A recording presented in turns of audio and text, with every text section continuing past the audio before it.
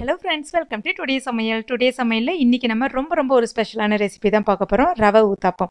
இட்லி தோசை மாவுலாம் இல்லாத அன்னைக்கு இந்த ரெசிபி நீங்க ட்ரை பண்ணலாம். ரொம்ப சுலபமா வேலை முடிஞ்சிரும். அதே சமயத்துல ரொம்ப சுவையா இருக்கும். இதுக்கு தேவையான பொருட்கள் என்னன்னு முதல்ல பார்த்தலாம். 1 கப் சின்ன ரவை, 1/2 கப் அளவுக்கு தயிர், தேவையான அளவுக்கு உப்பு. அடுத்ததா ஒரு மீடியம் சைஸ் பெரிய வெங்காயம் சின்னதா கட் பண்ணி எடுத்துர்க்கேன். கொத்தமல்லி இலைகள் கொஞ்சமா, கறிவேப்பிலை இலைகள் கொஞ்சமா நறுக்கி எடுக்கேன். அதுக்கப்புறம் 2 டேபிள் ஸ்பூன் அளவுக்கு இட்லி பொடி, ஒரே ஒரு கேரட்டு நல்லா துருகி எடுத்துருக்கேன். அதுக்கு அடுத்தது 2 பச்சை மிளகாய் சின்னதாக நறுக்கியிருக்கேன். அதுக்கடுத்து தேவையான அளவுக்கு நல்லெண்ணெய் எடுத்துருக்கேன். இப்போ ஒரு பாத்திரம் ஒன்று எடுத்துக்கலாம். அதில் ரவை, தயிர், அப்புறம் உப்பு. இப்போ மூணுத்தையும் தண்ணி விடாமல் ஃபஸ்ட்டு நல்லா ஒன்றோட ஒன்று மிக்ஸ் பண்ணுங்கள்.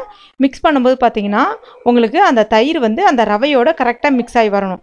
அப்போ தான் கரெக்டாக மாவு கரெக்டான பாத்தில் இருக்குன்னு அர்த்தம். எதுக்காகனா உங்களுக்கு பார்த்தீங்கன்னா ரவை உதிரி உதிரியாகவும் தயிர் பத்தாத மாதிரி இருந்துச்சு அப்படின்னா ஊத்தாப்பம் ஹார்டாக இருக்கும். இப்போ இந்த மாதிரி இருக்கணும், எல்லாமே தயிரோட மிக்ஸ் ஆகிருக்கணும். அதுக்கு அடுத்துதான் இதுக்கு தேவையான அளவுக்கு கொஞ்சமாக தண்ணி சேர்த்துட்டு நல்லா கரைச்சிக்கங்க. கரைச்ச பிறகு இந்த பதத்துக்கு கொண்டு வந்துடுங்க. இப்போ இந்த மாவை ஒரு 10 நிமிஷம் நம்ம ஊற விட்டுடலாம்.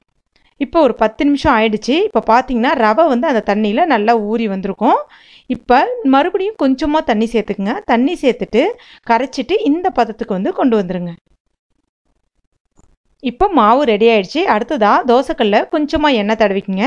ஸ்டவ்வை நல்லா ஃபாஸ்ட்லேயே வச்சுருங்க. ஒரு 1/4 கரண்டி அளவுக்கு மட்டும் மாவு ஊற்றிட்டு ரொம்ப மெலிசாகவும் இல்லாமல் ரொம்பவும் திக்காகவும் இல்லாமல் மீடியமாக ஊற்றுங்க.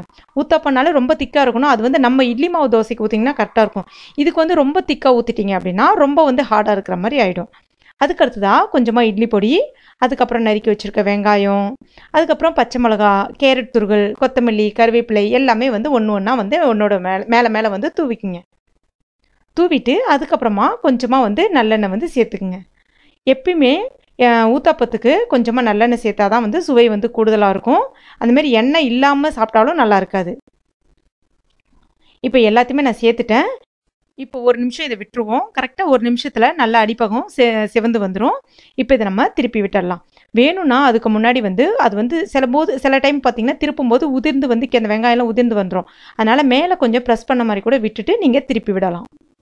திருப்பி விட்ட பிறகு ரொம்ப நேரம் வச்சுருக்காதீங்க. திருப்பி விட்டுட்டு ஸ்டவ்வை சிம்மில் வச்சுருங்க. ஏன்னா இட்லி பொடி இருக்கிறனால பட்டுன்னு கருகி போயிடும். திருப்பி விட்ட பிறகு ஒரு 30 செகண்ட்ஸ் இருந்தால் போதும். இப்போ நம்ம இதை எடுத்துடலாம்.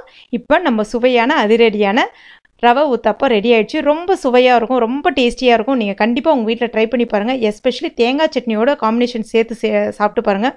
செம்மையாக இருக்கும்.